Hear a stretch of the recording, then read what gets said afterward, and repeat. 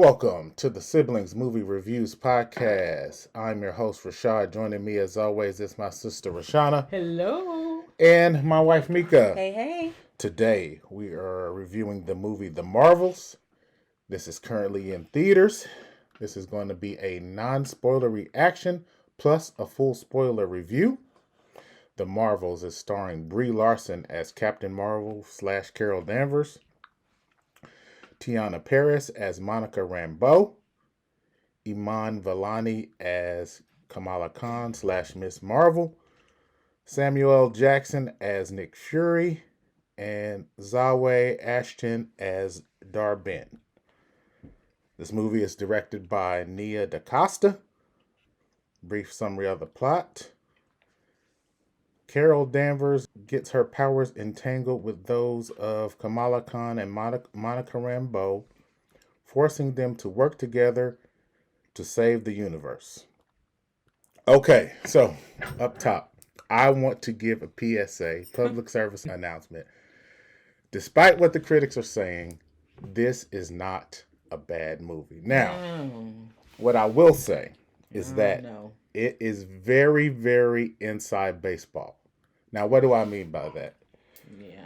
So for those people that have watched all the Disney Plus shows, Disney Plus Marvel shows, and, have read some comic books and know about these characters' origin, I think you'll like most of this movie, as I'm talking about myself, the person that has done those things. For the person or the general audience that hasn't done those things, that, going in cold or don't really know about these characters, they said, hey, it's another Marvel movie, I'm excited to see it. You might have to do a little bit of homework on this one. And, I don't agree with the critics, but obviously I think they have a point, is that certain critics are just tired of the Marvel formula. Now, Marvel does do a good job in certain movies where they make it a self-contained movie. They give you all the backstory and tell you about the character and engage the audience. In this one, they said, hey, if you haven't watched all of our content, you pretty much don't know what's going on. And I was sitting there and I could feel my sister, because I was like, I know she don't know what's going Not on. a clue. So that's up to Marvel, and it's a fair point to have. So, but I do recommend this movie, especially for people who, are like myself, who are comic book fans and enjoy all the Disney Plus shows and all the comic books and stuff like that. I think you'll like this movie. But for the general audience, I don't know. Maybe you might have to skip this one. Or if you feel like doing some homework, you might have to watch a bunch of series. So, okay, Mika. They call it blackboard material. Yeah. All right, Mika, go ahead. All the things. Just to kind of piggyback off what my husband is saying. I thought it was a good movie. To me, I thought it was very entertaining. But yes, all the years that we have been together and we have watched all these movies, I think trying to connect all the dots, I know what's going on within the story, within the movie at that time, but there are some things that kind of just throw you for a loop a little bit. And if you don't quite understand everything, then everything may not make sense. And then how they throw all these different scenes and all those type of things going on. It's like, okay, so you're putting this with this. Oh, okay. You know what I'm saying? So so just kind of piggyback off of that point, is that I guess if you really haven't done your research to know what's going on with all of these Marvel movies, you may kind of be thrown for a loop. It may be a little bit confusing to you, And what I've kind of found when it comes to Marvel movies is that this is like a never-ending story. Mm-hmm. And Marvel is going to be around, to me, for generations to come, because it just seems like there's nothing is just never ending. They're always intertwining another story, another character with this, that, and like, really, and then they go way back over here to get another person, and it's like, oh, okay, Yeah. so this is what they're, so it's like it's always to be continued, and they always try to go back to the comic books and how this was, I didn't come up reading all them comic books like he did, so. my mind's just kind of thrown when it comes to a lot of stuff. But they, talk about how they're going, back to the story from back in the comic book days. But yet and still, they're still bringing all that creativity to make new stories come alive and kind of changing things up with their characters. So to me, like I said, I thought it was entertaining. I thought it was a pretty good movie. It wasn't a movie that I I just can't deal with it, or it wasn't frustrating to me. Maybe because I'm familiar with it, and I have watched a lot of the Marvel movies, if not all of them. So I thought it was pretty good. Okay, Shauna. Yeah, no. Just to know, huh? Yeah, I mean, I want to begin by saying that for the most of the Marvel movies that I've seen, you can generally pick up and piece together what's happening in the story. This one I just wasn't for me, and I just wouldn't recommend it. Unfortunately, no disrespect to the people involved and the actors and things of that, but to me the story was all over the place. It is the talk on these internet streets is that it might have been written by a bot, Oh my God. because it just didn't make sense. Like, That is not correct. well, you know what? It's been said multiple times. It's probably not true, but it seemed like it. So, yeah, I mean, I don't like to start off like a Debbie Downer, but I came into this movie somewhat intrigued because I had watched a little bit of Miss Marvel, the introductory to Miss Marvel. I had started watching Captain Marvel, and I watched a good bit of WandaVision. So I was just like, they got the females together, the power, twin powers activate type of deal. Yeah. I thought that was what was going to happen, and it did, but there was just some jump points, which is a word they use, that just were not executed very well. And so, unfortunately, I just have to say that unless you've done your homework and you studied long before the night before, like me, you might find some of this entertaining, and it might be good for you, but for me, not so much. All right, well, we'll go ahead and move into spoilers. So again, if you do not want this movie spoiled, we're going to give you a fair warning. So 3, 2, 1. We're now in the spoiler section, so let's get into the spoilers. So I'm going to go through some of the key points in the movie. First, I'm going to talk about kind of like, just my spoiler overall opinion of the movie. Again, I mentioned in the non-spoiler reactions that if you're not up on the Disney Plus and stuff and all the Marvel movies, like, this would be a lot to take. So again, when I first went in the beginning of the movie, what I noticed was this was very fast paced. Yeah, I don't know. Yeah, and that I'm sorry to interject No, yeah, go ahead. soon, but that was one of the things that just threw me off. Yeah. Now, Kamala Khan, Yeah. which is Miss Marvel, Mm-hmm. that they get to the parts of them explaining how their powers, interact and things of that nature. Yes. And that whole thing was super technical, and it was too fast. Right. If you want people to understand the origins of these characters and how their powers, come together and work together, then you gotta slow it down. Yeah, absolutely. And that's why I said a bot wrote it. Yeah. It was actually wrote by the director, what's her name? Nia Dacosta. She wrote some of it. Yeah, so sorry, it wasn't a bot. Let's just sorry, Nia. stop conspiracy theories. Yeah, no. But yeah, I agree that, it was, even for a person that likes action like me, it was just like too much at once. They didn't give it time to build the story. They just throw you in, and then in the beginning you see Dar-Benn, who is on the planet, and she is searching for the second quantum bangle, which Dar-Benn is, even for me, a very obscure comic book villain. Like, I've never heard of her, and even in the comics, I did the research. The character was played by a male, so they kind of did like a gender swap.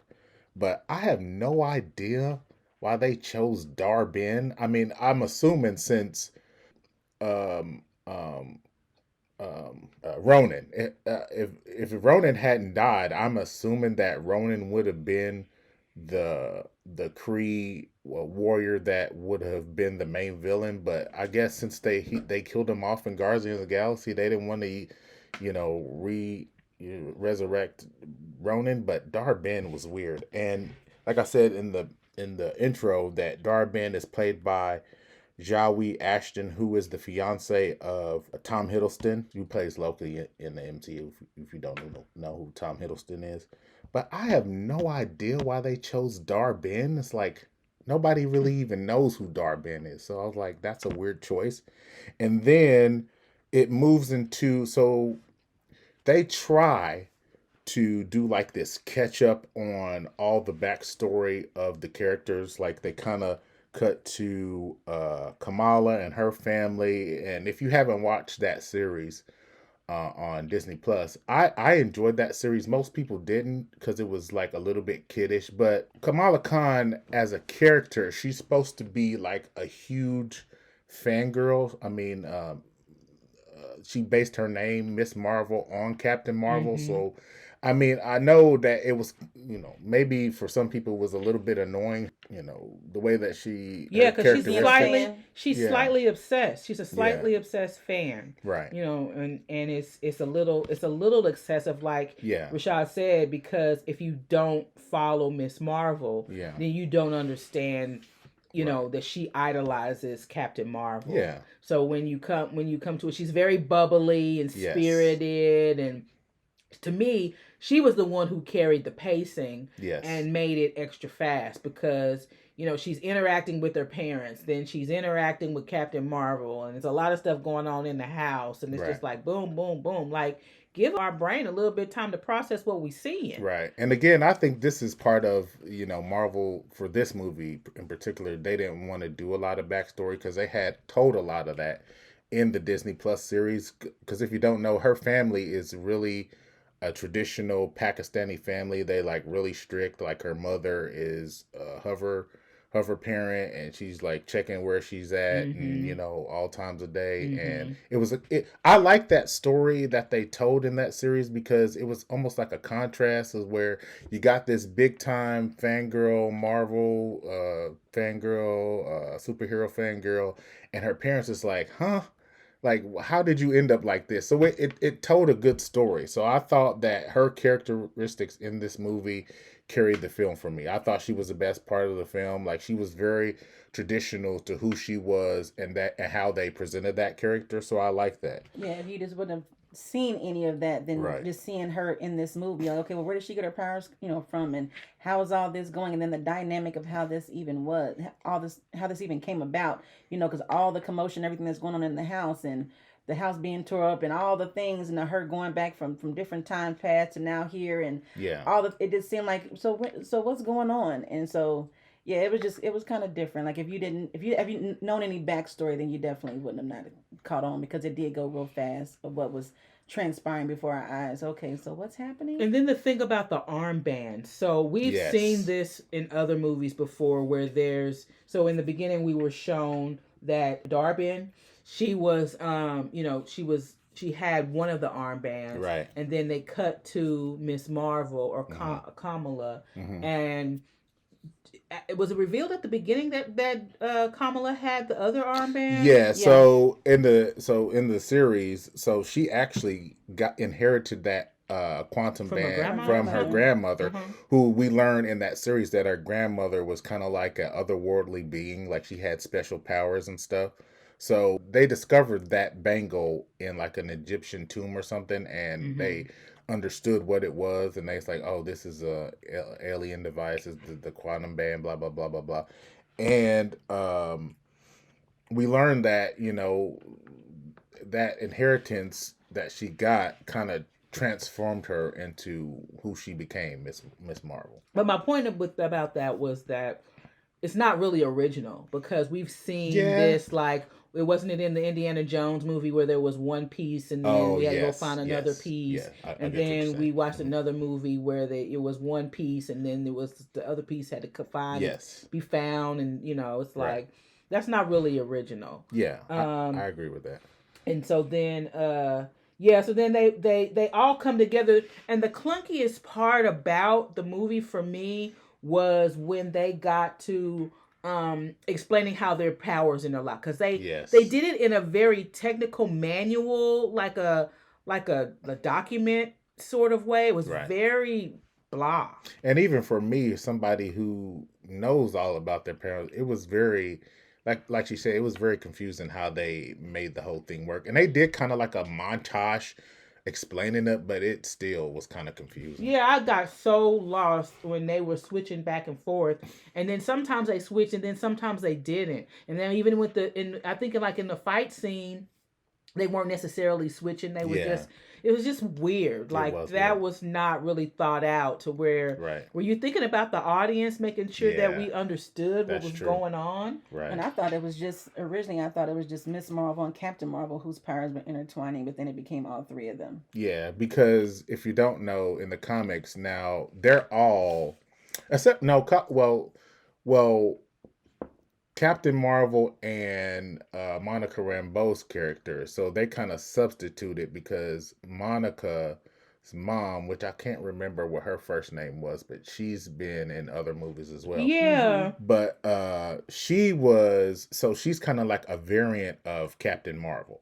So her name was in the comics was Photon. So that's where kind of Monica gets her powers from, which they didn't do a good job at explaining why Monica. I mean, I guess the reason why they didn't want to do it in this movie is because they kind of had explained it in the WandaVision series why she had her powers and stuff, and she kind of Yeah. hinted at that. But I thought they should have rehashed it because it was her character powers were so important and into the story of the movie, especially at the end. So they kind of really should have went back into why she had her powers. Yeah, I would have Yeah. appreciated them explaining that, but and then the other thing that was confusing for me was the cat with the octopus tentacles in yeah. his mouth. Goose And the cat. it was called Goose. Yeah. And he's a flurkin. Flurkin, yes. Which, it was weird. They were swallowing up humans whole Yeah. and then spitting them out later.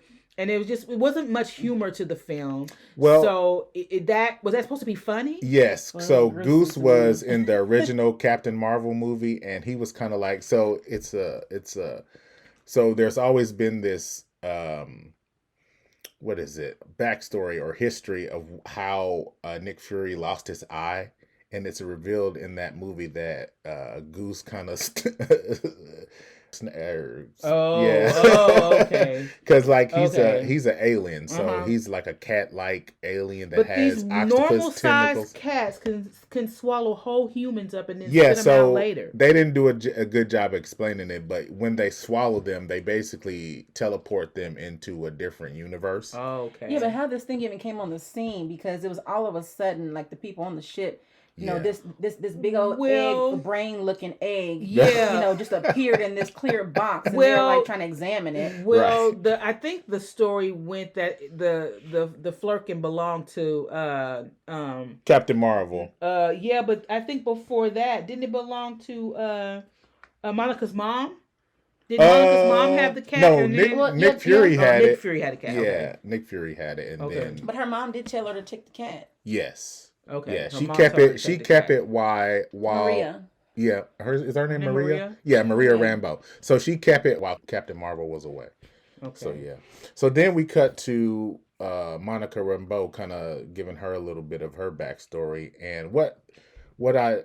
So again, the theme of this is that they really should have fleshed out the story, because again, they tell a lot of Monica's backstory in WandaVision. So if you haven't watched that series, you really don't know again like about her powers, about who she is, and then also in Captain Marvel. So in Captain Marvel, the original movie, um, Carol Danvers and Maria are best friends, Mm-hmm. and Yeah, but then they end up that they're related, like play auntie and yeah. or Well, So yeah, if cousin well, you and because something. they're best friends. yeah, So so if you have they're like me sisters. and my best friend, his kids call me Uncle Rashad. Well, So yeah, I yeah, get that, but it just seemed weird. Like, no, it seemed perfectly yeah, I fine. was like, that's your aunt? Yeah, What? yeah, because they were so close. They were like But sisters. their age, how can she be So your so Yeah, yeah, aunt? the that's the age other thing. thing. Me and Mika were having that conversation. So I found out. So what happened was in during WandaVision. So in the Avengers movie, Endgame or Infinity War, you remember Thanos snapped, right, and then there was like a 5 year gap. Okay. So Carol Danvers, Captain Marvel, went off to help the Kree. So Mm-hmm. she was gone for a while. Okay, so And that, then since yeah. she's like got her power, so Captain Marvel is from Earth. But Mm-hmm. when she got her powers, I can't remember if they teleported her to the Kree Nation, but she lived on Kree in the Kree Nation for several years. So she didn't age like normal human age. Okay. So she's already 5 years lost, and then she doesn't age the same. So actually, they're the same age now, but technically, Monica was a kid when Captain Mm-hmm. Marvel left. So Mm-hmm. that's how it was weird. It was confusing, but yeah, I get Yeah, what like you were I saying. thought it was like play mama, play auntie, play cut, because but it just didn't make that. Okay, yeah. Right. So then they cut to Nick Fury and the Mm-hmm. Skrulls. Mm-hmm. So again, another homework session. So Nick Fury's story basically is picked up after the events of Secret Invasion, which is another Disney Plus show. So basically, at the end of that show, Nick Fury. So the plot of that show is basically there's a plot to kill the American president, and we find out that Rhodey, who is played by Don Cheadle, who is War Machine in the MCU. So he's been an Avenger. So we find out that he had been captured all that time, and a Skrull who their deal is that they're shapeshifting, so they can pretend to be anybody else. Mm-hmm. So the person that was pretending to be Rhodey was working undercover to assassinate the president, Mm-hmm. and all that gets resolved and stuff. And then Nick Fury hops on the spaceship at the end of that show and goes to the Sword space station. Mm-hmm. So there he links up with Monica Rambeau, and then all the stuff of this movie plays out. So after that, then we go into the whole conflict of the movie, which I thought that the story was, and the villain Was it were, based on wars? Like they had some type of civil war or something? well, kind of. So when Captain Marvel, so in the first Captain Marvel, there is like an AI being that is kind of like the god of the Kree civilization. Mm-hmm. So Captain Marvel has some conflict with that AI being, and then in this movie we learn that she actually goes back and Okay. kills that being, Mm-hmm. and then that's why they call her the Annihilator, Okay. because she basically Yeah. kills that being and then ruins their entire Which society. is why Dar-Benn, Dar-Benn is yes, mad, right, and then her people don't have like right, they can't resources, breathe, yeah, and they can't have water. right, Talk a little bit about the planets, the Hala and yeah. So Aladna and whatever right, the other ones were. so all those people who know comic book lore, so there's always been like a little Kree Skull war conflict, and the Avengers has been on either side. So Carol Danvers, basically, when I can't remember, correct me if I'm wrong in the comments, but she was teleported to the Kree civilization after she got her powers, and she lived within the Kree civilization for decades. Mm-hmm. So she basically identified with all the Kree civilization. So it was shocking to them that she kind of turned on them and killed the AI. Okay. So, and then the Skrulls, who are the green shape-shifting aliens, they've always had kind of like a conflict, kind of like, the Arabs and the Jews, kind of like that. So that was their war. So when Nick Fury is meeting with the Skrulls, he's like, "Hey, you're supposed to protect us," and what's going on with that. And then Carol Danvers, they go and try to save all the Kree people, but Dar-Benn shows up, and then she's already pissed at her because of the conflict that she killed their AI and ruined their civilization. So Dar-Benn is just basically trying to restore the Kree people because she's Kree. So what's up with her being the wife of the princess on Aladdin? Oh yeah, so that's the only part that I understood. That part was absolutely. That you could tell it was just thrown in. Yeah, it was absolutely. I have no idea. Now I know that Brie Larson, she had a brief stint as a pop star. I knew that she could sing, but I have no idea. It's like they all of a sudden turned it into Disney Princess Captain Marvel. So I was like, what is going on with this? It was weird. Yeah. And they didn't really explain that part of the story either. Right. Yeah. All right. Well, I mean, I guess that's the gist of it. But you guys have anything to add? Mika? And then, go ahead, Shauna. How it ended with, unfortunately, Monica.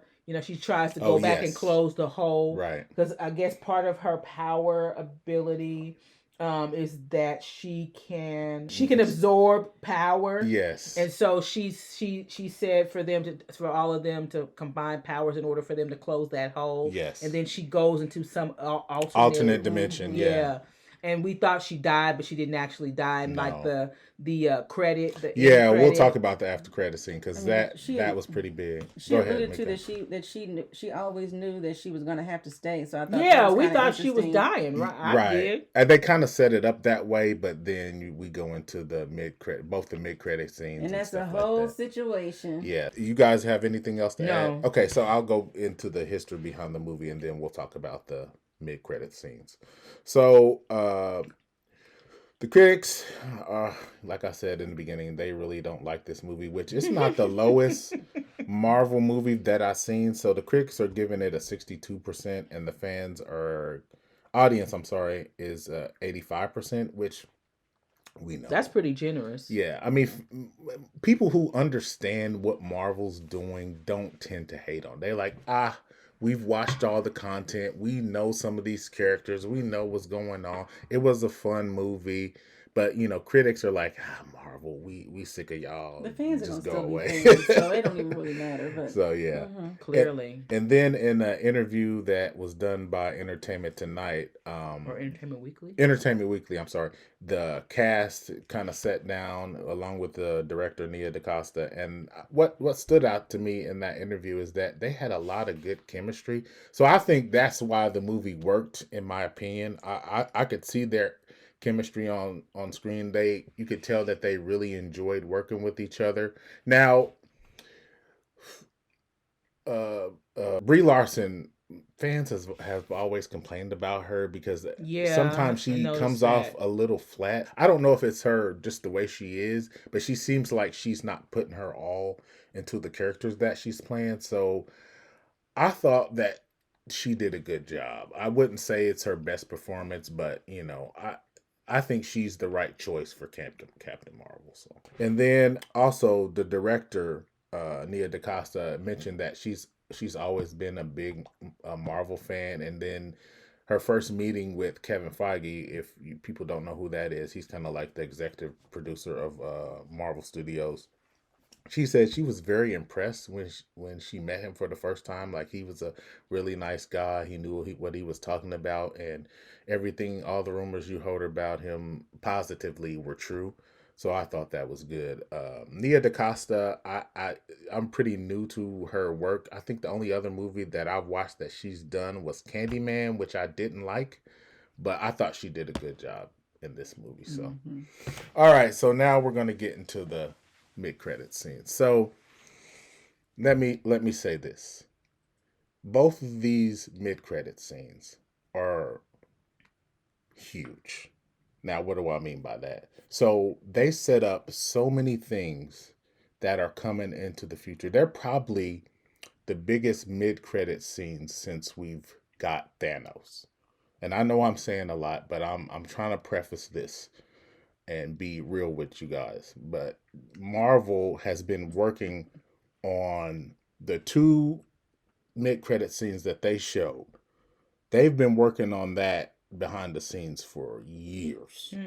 So let's talk about the first one. So in the first mid-credit scene, we see Kamala Khan, and she is at, for those of you that didn't see the Hawkeye series, which is another homework situation.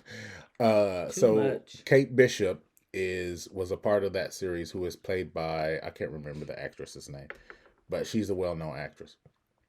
But she's at her apartment, and she's basically mimicking the original end credit scene from Iron Man, where Nick Fury says, "Hey, you're not the only superhero in the universe. We're putting the team together, blah, blah, blah." So she's basically, to make a long story short, she's setting up the Young Avengers. So there's going to be a team. So there was a team in the comic books called the Young Avengers, and they involved all of the younger superheroes. But yeah, they're putting a team together for the Young Avengers. And like I said, they've been setting that up for a while. And then the other mid-credit scene is Monica Rambeau. So we learn what happened to her after she got stuck on the other side of the universe. And she wakes up and she sees who we think is her mom, which is played by Lashana Lynch. So she plays a version of Captain Marvel. But in this movie, they cut back and we see, now this is shocking. This is the one that's everybody's talking about. We see Kelsey Grammer's Beast character, who was originally from, it's like the 2000s version of X-Men. So Marvel has been trying to set up X-Men for decades. So this is, like I said, one of the biggest mid-credit scenes of all time. Like I said, it's as big as Thanos. So we learned a conversation that she's talking to her and she says, "Mom," and then she's like, "I don't know. I don't know who you are." This woman. Right. And she's like, "Oh, wait, what's going on?" And then we cut out and we see the entire X-Men facility, and I was like, "Oh my God, they're doing it." It's a whole situation. So you see, like I mentioned in the beginning, of how they take one thing from another movie, another character, then they bring all this other stuff out. Now you got Younger Avengers coming out. Like, it's just like a whole thing. Right. And we're looking at, I want to see how this is going to play out because of the mother who she died. Maria Rambeau. Maria Rambeau. And now she's back. And she's another version of something else. Yeah. Like, it's like a whole thing. And then in previous Marvel movies, she was another version of Captain America. So she's like version of Captain Marvel, Or Captain Marvel, excuse me. So, just seeing all this stuff, Marvel's doing a whole lot of stuff. They are. A whole lot of stuff. So just trying to keep up, child. It's just a whole thing. So All right, well, we'll go around the room, give our final thoughts on our rating. Go ahead, Mika. We'll throw it back to you. For me, like I said in the beginning, I thought it was a good movie. I thought it was entertainment. Just for the fact that for a lot of viewers who may not understand, who are not privy to the history of what's going on, I think for me, I would give it a 3, just because it just may be hard or easy, not as easy to follow. And there's just so many stories of trying to connect and trying to make that connection. But the acting I thought was good. I did see a lot of girl power and them doing their thing. I enjoyed every character that was played and the energy and all the things. There were some gruesome things with those cats, and I thought that was very weird, and just like how y'all throw that in there. Then you got the music scene of la la la, all that, and they don't communicate with words, they communicate with music. So I thought that was kind of a little very weird, funny, weird situation going on. But other than that, I thought it was a pretty decent. So I definitely would say, go ahead and check it out. Okay, Shauna. No. What's your score? 2. All right, that's all you gonna say too. Clunky and confusing equals no. Oh, okay. Well, for me, I'm the comic book guy, so come on, I'll give it a 4. I mean, I know all this history and I know all the, stuff behind, and I did my research and I've watched all the shows. So, yes, I'm going to give it a 4, obviously, but yeah, I understand. I understand why critics are upset with this movie. It is a lot of homework. And again, if you don't want to do all that research before you see this movie, I understand. You might want to skip this one, but in my opinion, it is a good movie. So, Well, the only thing I'm interested in is the setup for the X-Men or whatever that is. Yes. That seems interesting. Other than that. For that reason, I'll give it a 4. Okay.